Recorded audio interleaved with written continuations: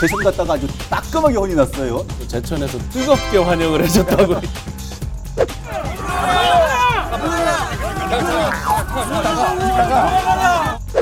충북선 복선화 사업이 제천까지는 아니다라고 하니까는 사실은 제천 시민에 대한 불만 행위가 될 수밖에 없네. 강호축이 뭐야, 강호축이?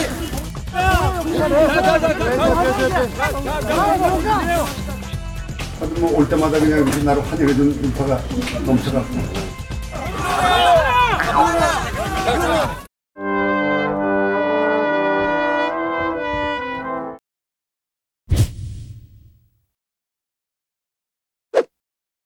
네, 청취자 여러분 안녕하십니까. 라이벌의 불꽃 토크 대결 리얼 토크 한판입니다. 오늘도 최용현 변호사님, 신용환 교수님 함께하겠습니다. 어서 오십시오. 네, 안녕하십니까. 안녕하세요. 네. 아우, 지난주에 보수 진보 얘기하다 하도 머리를 써가지고 네. 머리에 쥐가 날 그래서 제 이름을 지금 보고 읽었죠? 갑자기. 머리에 쥐가 나서. 두 분은 항상 이렇게 웃고 다니시니까 고민이 없는 거 아닌가? 뭐 이렇게 네. 생각도 좀 들긴 합니다만은 어떠세요? 고민을 있어요? 감추려고. 감추시려고. 네? 변호사님은 또 심각한 모드, 진지 모드, 또 평상시에 대해서 별로 고민이 잘 많으시죠. 웃지는 않아요. 아, 그러세요? 네. 아, 우리 시청자분들께서도 이래저래 고민이 많으실 줄 아는데요. 아마 이분만큼 고민이 많을까 생각도 듭니다. 오늘 오랜만에 이분을 리얼토크 한판 주제로 또 올려봤습니다. 이시종 지사는 괴로워 이렇게 해봤는데요. 자, 멘트에서 고민을 말씀하셨는데 가장 고민스럽게 항상 근심 걱정 많으시게 얼굴 표정에 드러나신 분이 아마 이 지사님 아니실까 싶어요. 그러세요? 근데 요새 좀 보면은 먼지도 뭐 자기 마음대로 안 돼, 기찻길도 마음대로 안 돼, 학교 문제도 안 돼. 그래서 이제 오늘 이름하여 이시종 지사의 3종 논란 3종 세트를 한번 준비를 해봤는데 얘기가 좀 잘 들리는지 모르겠습니다. 한번 풀어보겠습니다. 첫 번째 주제는 기찻길 관련된 얘기입니다. 제천역 패싱 논란입니다. 최근에 제천 갔다가 아주 따끔하게, 따끔하게 혼이, 근데 이제 그 도청 관계자는 멱살까지는 아니다. 잡힌 거 아니다. 근데 뭐 넥타이만 조금 이렇게 실랑이 과정에서 풀어진 거다. 그런데 얼핏 보면 꼭 멱살이 잡힌 것 같은. 따끔하게 혼이 났어요. 제천역을 패싱하겠다. 뭐 이런 지역 주민들 얘기인데 어떻게 봐야 합니까? 뭐 일단 저 지사님께서 제천에서 뜨겁게 환영을 해줬다고 이제 이렇게 농담을 하셨는데 한번 개요만 정리를 해보면 우선 예타면제라고 우리가 한참 정말 수많은 프랭카드와 그 뭐 심하게는 이제 호들갑을 왜 이렇게 떠냐라는 말까지 할 정도로 정말 광고 홍보도 많이 하셨고 수억을 들여서 도에 정보 공개 청구한 게 나왔죠. 수억의 광고비까지 들여서 그 뭐 심하게 표현하면 자화자찬을 할 때 저희 한판에서 빛 좋은 기살구일 수 있다. 실익이 없을 수도 있다. 실익이 없을 수 있다라는 말씀들을 했죠. 근데 실제 이제 제천역 패싱 논란은 어떻게 됐냐면 오송부터 원주 그 서로 접점을 잇는 쪽에 비용이 예탈은 면제됐지만 노선과 이런 것들은 중간에 다 또 다시 그 실사를 해서 다 잡고 하는데 공사비는 재측정이 들어가기 때문에 처음과 끝을 잇는 비용이 약 3천억 이상이 더 들어가기 때문에 중간에 노선이 이제 틀어지는데 그런 것 때문에 제천역도 경유할 수가 없고 심지어 처음에는 봉양역도 경유하기 쉽지 제천 않다. 바로 직전역. 네네, 7km 정도 떨어져 있습니다. 제천역과 봉양역이 7.5km 정도 떨어져 있는데 봉양역도 경유하기 어렵다. 봉양역도 경유하려면 2,700억 정도가 더 소요된다. 이렇게 나오면서 사실은 들어갈 수 없는 걸 우리가 이렇게 해서 들어가게 한 거다라고 되다 보니까 그 부분이 이상하다는 거예요. 제천 시민들은 예타 면제 사업 처음에 선정해서 받을 때는 봉양까지 가니 뭐 제천까지 가니 이런 얘기는 없었고 이쪽부터 제천까지라고 딱 이렇게 했던 거였거든요. 지난 지방선거에서 이시종 지사의 최대 캐치프레이즈가 강호축이었잖아요. 그렇죠. 그때 선거 과정에서나 그 이후에 예타 면제 사업을 추진하는 과정에서 항상 지도를 보여주거나 도면을 보여주면서 설명을 할 때 강호축이라는 건 실질적으로는 뭐 충북선 복선화 사업이잖아요. 그렇기 때문에 오송서부터 제천까지 당연히 포함되는 것처럼 항상 설명을 그렇게 했거든요. 근데 이제 와서 강호축이다 아니면 충북선 복선화 사업이 제천까지는 아니다라고 하니까는 사실은 제천 시민에 대한 기만 행위가 될 수밖에 없는 거죠. 제천 시민들의 입장에서 봤을 때는 그렇죠. 기만이죠. 명백하게 이거는. 아니 저 인사말을 그렇게 했대잖아요. 예전에는 철도 박물관으로 환영해주고 그 다음에는 청풍 뭐 이름으로 환영해주더니 이제는 철도 그거 가지고 또 환영해주냐 이렇게 또 반대로 또 인사를 하셨다고. 실제 말씀이 나왔으니까 지사님하고는 아마 제천하고는 굉장히 그런 악연들이 많습니다. 청풍호 그 명칭 논란 충조냐 청풍호냐서부터 해서 또 제천 화재 참사가 있을 때 그 현장에 가서 마치 그냥 전체를 아울러서 내가 어떤 책임이다 이렇게 했으면 좋았을 텐데 현장 출동하는 소방 본부에 대한 그 책임을 언급하시면서 또 제천 시민들의 공분을 산 적도 그러니까 지금 있고요. 제천 시민들 입장에서는 지금 상황으로 봤을 때는 어쨌든 지금 제천역을 경유하는 거는 불가능한 것으로 지금 지사님 이렇게 말씀을 하시는 거고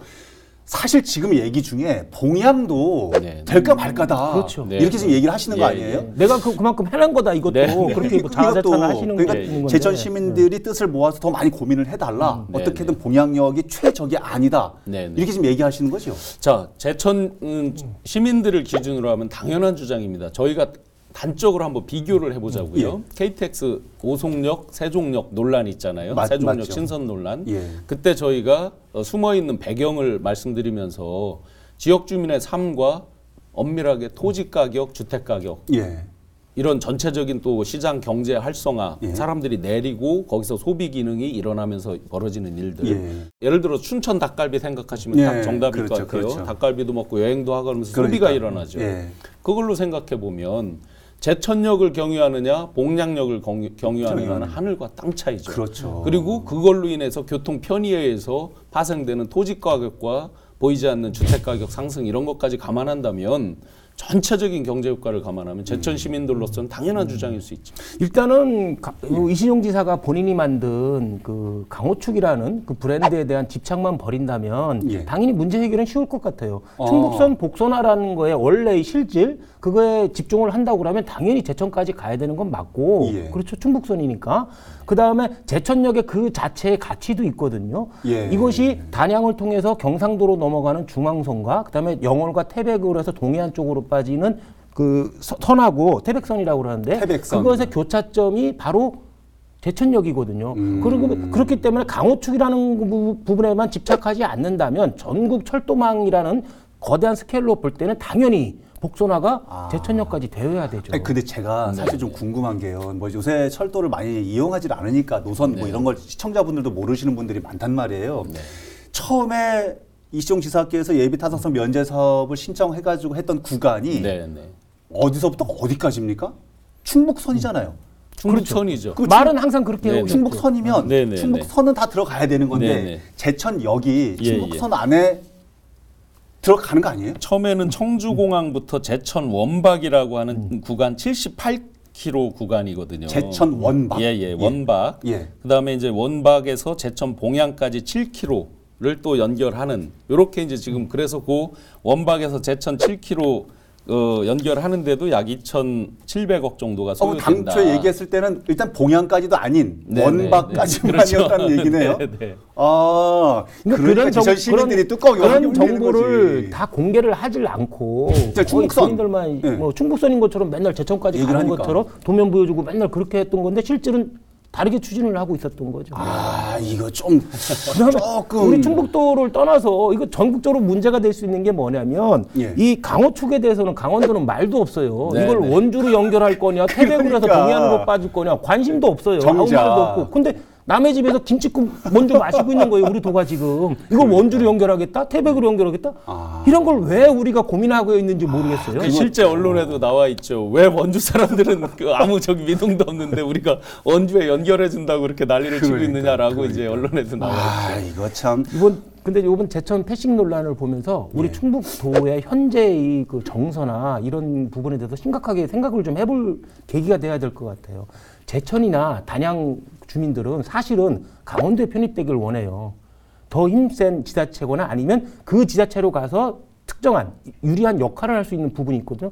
더 또 남쪽에 영동하고 옥천 같으면 충남이나 경북으로 편입시켜달라는 그런 정서가 강해요. 잘못하면 사실상 주민투표를 하면 저는 갈 것 같아요. 아. 그렇기 때문에 이게 좀 조장하지 마세요. 아니, 또 방송에서 또 결집을 해도 모자를 파네. 새로운 도지사가 나서는 분이나 이런 분들은 저 남쪽 끝, 북쪽 끝 이 주민들의 여기를 좀 활성화시켜 가지고 전체 연결을 시켜서 이것을 충북도 전체를 활성화시키는 그런 방법을 좀 생각해내야 될 것 같아요. 그런데요, 저희가 논의하지 않으면 안 되는 부분이 또 하나가 있는 게 어쨌든 뭐 3선이어서 더 이상 뭐 저 지방선거에 나오기 어렵다. 그렇게 하더라도 지역민들에게 일부러 돌을 맞을 정책을 펼치지는 않을 거란 말이에요. 이시종 지사는 지금 왜 제천 패싱 논란의 한가운데 서 있는 겁니까? 처음에 이제 결국은 이상과 현실의 괴리인데요. 홍보를 우리가 강우축이라는 거 집중을 하고 집착하면서 많은 분들은 사실은 일반 시민들은 이런 세세한 내용을 잘 모르잖아요. 청주 시민이든 제천 시민이든. 그런 가운데서 강우축하니까 당연히 강원도와 우리 호남을 잇는 축의 한가운데 청주, 충북 이렇게만 생각을 하고 있었죠. 그리고 충북선 복선화 그러니까 당연히 종착역까지 하고 그 다음에 연결되는 거 막연하게 다 포함될 이렇게 거다. 이제 생각하고 있었고 실제 그거를 어떤 홍보 포인트로 많이 이용한 거죠. 그리고 중간중간에 실제로 도에서도 발표를 했어요. 충주 주원 등등등 해가지고 중간에 사람들이 내려서 뭐 충주에 어떤 걸 관광하고 어떤 관광 기능이 일어나고 소비 기능이 일어날 거다. 그러니까 당연히 제천도 그럴 거라고 생각을 한 거죠. 지금 지사께서 얘기하시는 제일 첫 번째 안 이렇게 가야 된다고 얘기하는 주장하고 있는 봉양역 경유 이 부분이 어쨌든 최적안이라고 봐지시나요? 저는 당연히 그렇게 보질 않죠. 아니다. 일단은 지자체 정치인이나 단체장들이 정책 결정을 할 때 시민들한테 정확한 정보를 제공하고 시민들의 의사를 물어봐야 되거든요. 이 관료 출신 단체장이나 관료 출신 정치인들이 가장 잘못하는 것이 오만에 빠져 있는 거예요. 자기가 가장 합리적이고 지혜롭고 미래지향적인 정책을 결정한 거다. 너희들은 따라와라. 주민들 보고. 이런 식으로 정책 결정을 하고 정책을 집행하니까 바로 이런 문제가 터지는 것 같아요. 그렇게 동의하십니까? 뭐 큰 틀은 당연히 동의를 하고요. 일면 현실로 부딪혔을 때 일면 이해되는 측면도 있으나 이해되는 게 뭐냐면 중앙부처에서 결국 결정을 하잖아요. 그러면 이제 예산이 갑자기 늘어나거나 이런 구간이 추가될 때 도에서 감당하지 못하는 부분 생기겠죠. 실제 현재 도에서도 그걸 핑계로 대고 있거든요. 그런 현실은 이해되나 그 현실을 자초한 건 누구냐라고 보면 다시 그거는 이해해 줄 수 없죠. 근데 아까도 말씀드렸듯이 강호축에 집착하는 사람은 이시종 지사하고 충북도의 일부 관료들 뿐이에요. 국가도 관심 없고 강원도, 호남도 관심이 없어요. 저는 이렇게 생각합니다. 강호축에 대해서 정말 강하게 계속 도지사 선거 예선할 때부터 아주 강하게 비판을 해왔는데 실제 이제 이렇게 현실로 나타났죠. 강호축 홍보 효과는 좋았지만 네이밍도 잘 줬다 하고 홍보 효과 좋았지만 그 네이밍의 또 모든 효과를 또 충북 지사님과 충북도가 누리고는 했지만 계속 실속 없을 거에 대해서 말씀을 드렸고 지금 그 실속 없음이 그 연장선상에서 지역 주민들의 공분까지 왔죠. 그러면 봉양역으로 가려고 해도 2,700억 정도가 추산이 되고요. 더 추가가 돼야 되고 제천역으로 가려고 해도 6, 7천억 아직 추산도 안 돼 있어요. 그냥 도지사님께서 말씀하신 게 6, 7천억이에요. 그럼 어차피 다 추가로 들어가야 돼요. 거기서 도지사님께서 직접 하신 말씀이 중앙부처에 이렇게 얘기했을 때 이두저도 안 될 수도 있다. 우리가 이렇게 하는 바람에 라는 말씀을 하셨어요. 이두저도 안 된다는 거 걱정할 게 아니라 어차피 우리는 추가를 해야 되잖아요. 둘 중에 하나를 지나가게 하려면. 선택을 해야 되니까. 그러면 정면 승부를 해야 된다. 동의하십니까? 저도 동의합니다. 그렇게 가야 된다. 알겠습니다. 이 방송 보시고 지사님 다음 주에 나오신다.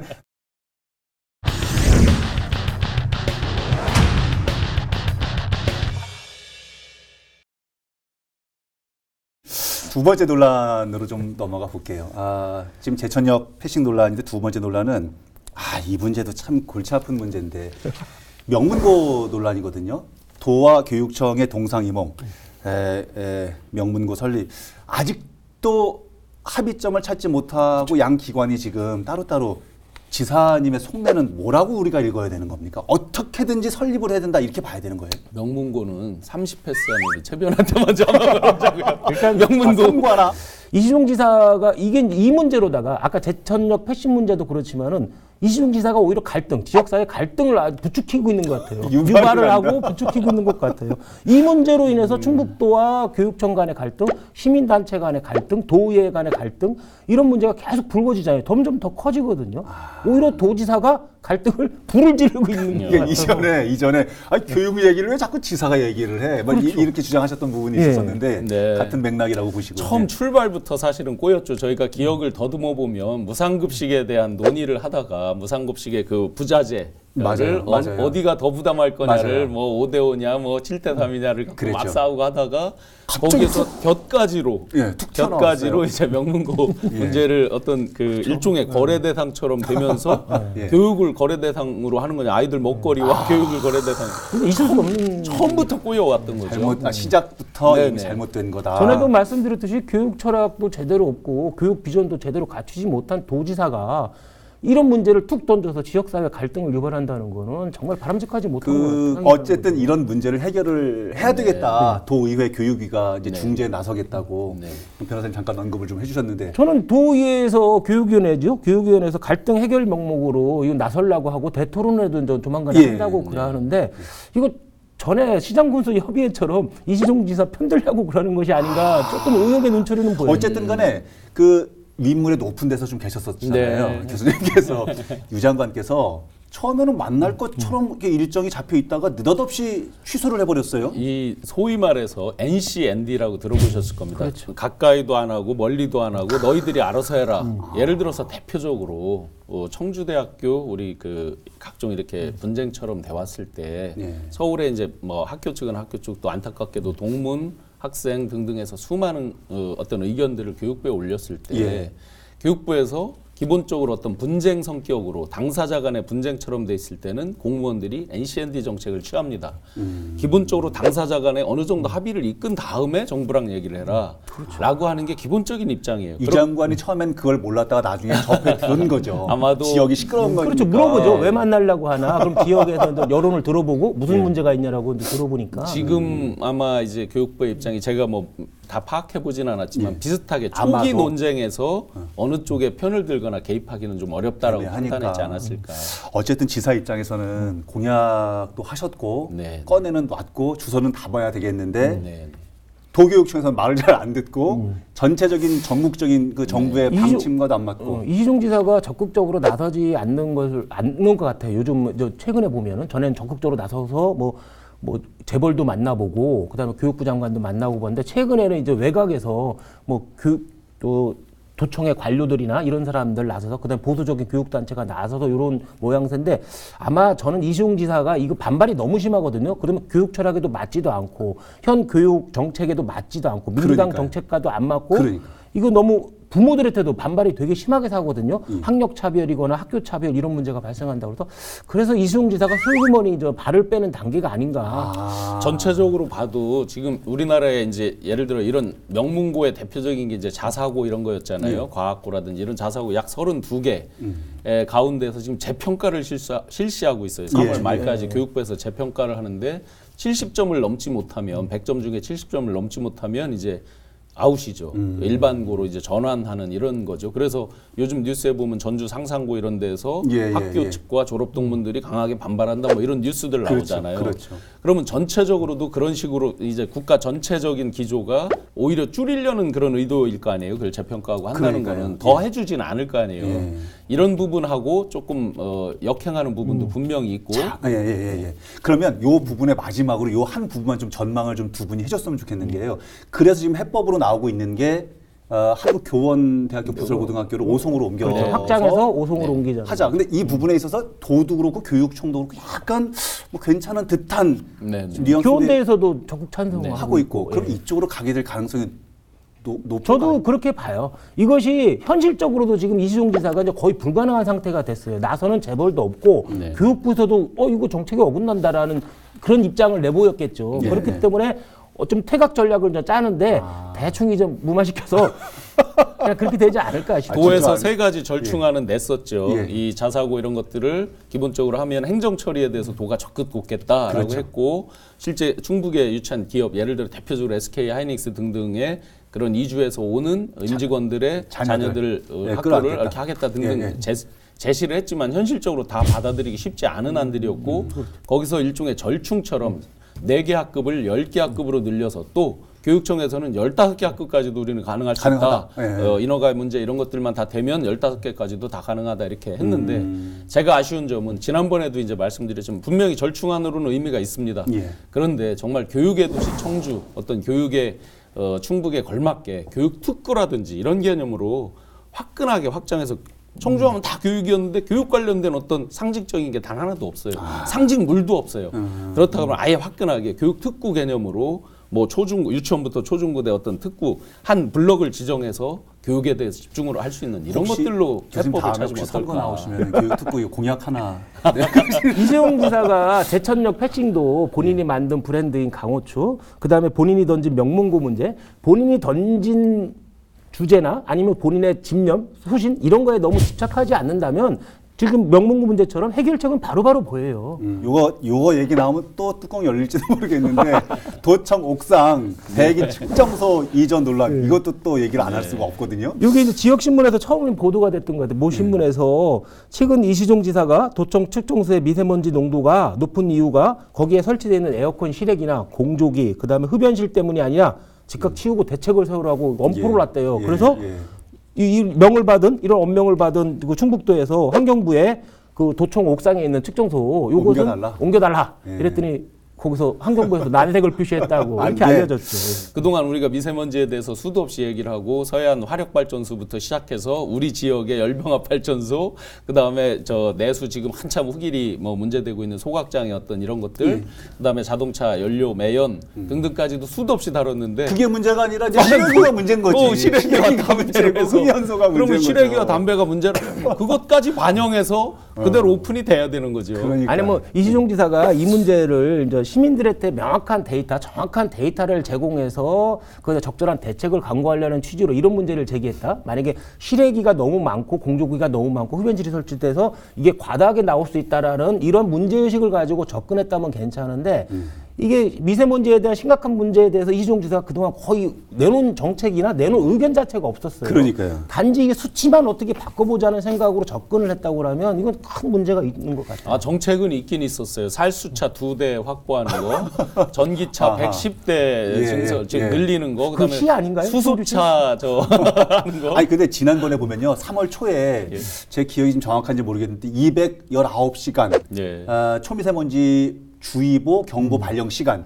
연장 시간 219시간이라고 했던 적이 있었었거든요. 당시에 청주시에 다니는 살수차가 없었다. 나중에 알고 봤더니 뭐 계약 문제 때문에 아직 뭐 그러니까 거의 무대책으로 하지 않았던 그렇죠. 이런 부분들을 지적하시는 분들이 많은데 여기다 대고 측정소를 이전하라. 이게 도청 이시종 지사가 하나 잘못 알고 있는 게 도청 옥상에 있는 측정소가 있잖아요. 청주 시내 6개 대기 측정소가 있어요. 용암동, 복명사거리, 도청 옥상, 사천동, 오창읍, 청주 산단 이렇게 있는데 작년에 측정 수치를 보니까는 용암동을 제외하고 도청 옥상이 가장 낮아요. 그나마 가장 낮는데 이걸 또 문제 삼는 것도 좀 이해하기가 좀 힘들고 그다음에 그 28개 시민단체가 참여한 미세먼지 해결을 위한 충북시민대책위원회에서 성명을 내놨잖아요. 이런 이시종 지사의 해프닝을 보고서는 성명을 내놨는데 정말 전국을 콕 찌르더라고요. 뭐라? 도민들은 달을 가리키는데 지사는 손가락만 보고 시비를 거는 모습이다. 이미 오래전부터 미세먼지 대책을 촉구했는데 산단 조성이나 투자 유치, 택지 개발에만 사업에만 집중했다. 겨우 생각해놓은 것이 도청 옥상 측정소 유치 잘못됐다며 엉뚱한 요구를 하고 있는 거냐? 이런 식으로 전국을 찌르는 비판 같아요. 그러다 보니까 이제 사실은 큰 부작용도 또 같이 잉태가 될 것 같아요. 그 시민단체에서 7가지 요구사항을 발표를 했는데요. 그렇죠. 대표적으로 이제 산업단지를 증설하지 마라 뭐 이런 것들이 이제 있거든요. 근데 사실은 청주가 그래도 어떤 그 소득이라든지 어떤 그 우리 생활 수준 이런 것들이 오는 데는 분명히 산단을 없앨 수는 없잖아요. 그렇죠. 그리고 예를 들면 SK 하이닉스가 이제 자구책으로 얘기했던 LNG 발전소를 짓겠다. 자체적으로 가동하기 위한 LNG 발전소를 짓겠다. 이런 부분도 하지 말라고 이제 다 돼 있는데 사실은 요게 이제 굉장히 균형감을 저희가 잘 가져야 되는 부분이죠. 저희의 생활의 질, 먹고 사는 문제, 어떤 경제적인 거, 그다음에 어떤 복지 이런 거랑 같이 맞물려 있어서 오히려 그러니까 지금 그 주장을 함으로 인해서 큰 부분을 화를 지금 그 미치게 도해서 자초한 측면이 아니 신 교수님이 말씀이 균형감을 갖고 균형적 판단 의식을 갖는 게 중요하거든요. 산업 발전이나 경제 발전도 중요하지만 환경 문제나 삶의 질도 중요한 거거든요. 그럼요. 그런데 너무 단체장들, 정치인들은 발전 뭐 경제 이런 것만 생각해요. 이런 의견을 반영할 수 있는 균형적인 판단을 할 수 있도록 서로 토론하고 대화할 수 있는 자리가 일단 중요한 것 같아요. 근데 이쪽 의견은 계속 야당 의견, 저쪽에 바깥쪽에 있는 의견처럼 취급하고 본인들 생각만 계속 집착을 했기 때문에 이런 미성 문제 같은 것도 커지지 않았나 싶어요. 주민들은 기가 막히고 단체장은 귀가 막히고 뭐 그런 거 아닌가 생각이 좀 들어서 답답합니다. 오늘 이시정 지사의 논란 3종 세트 이렇게 얘기를 좀 나눠봤는데 모든 도민들에게 적용되는 그런 얘기들일 수도 있고 해서 어쨌든 뭐 좀 잘 풀렸으면 좋겠다는 생각이 좀 듭니다. 오늘 시간 좀 정리를 해주십시오. 저는 짧게 정리하겠습니다. 예. 쉬운 말로 예. 그 삼선이시잖아요. 예. 그리고 그동안 많은 공약과 이제 버려놓은 일들이 있으시잖아요. 사업들이. 예. 그래서 직접 여러 가지 제천 논란이라든지 여러 가지 결자 해지하시면서 예. 어차피 이제 법률적으로 3선 마지막이시니까 그렇죠. 유종의 미를 잘 거두시라. 결자 해지하시면서 그 유종의 밑에 미를 거두시면 좋겠다. 시종지미 시작도 그렇고 끝도 참 아름다웠으면 좋겠다. 시종지미. 알겠습니다. 변호사님. 저는 조금 어려운 한자를 준비해왔습니다. 예. 이거 뭡니까? 노자나 장자 그다음에 소동파도 그런 얘기를 했는데 대지야구. 돼지. 큰 지혜는 오히려 어리석은 것처럼 보인다라고 했거든요. 여기를 바꿔서 대우식지. 예. 큰 어리석음을 마치 지혜인 것처럼 꾸민다라고 했는데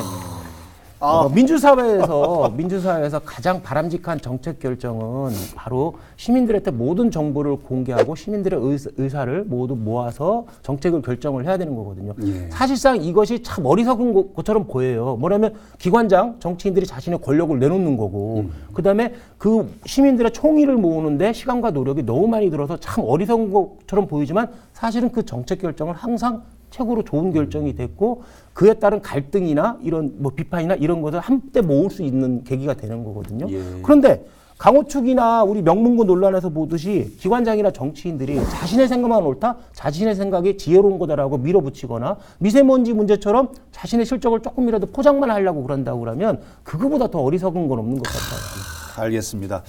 오늘 이 방송이 지역의 정치인들 또 리더분들에게 잘 전달이 돼서 도민들이 시민들이 웃을 수 있는 그런 날이 좀 됐으면 좋겠습니다. 오늘 말씀 감사합니다. 네.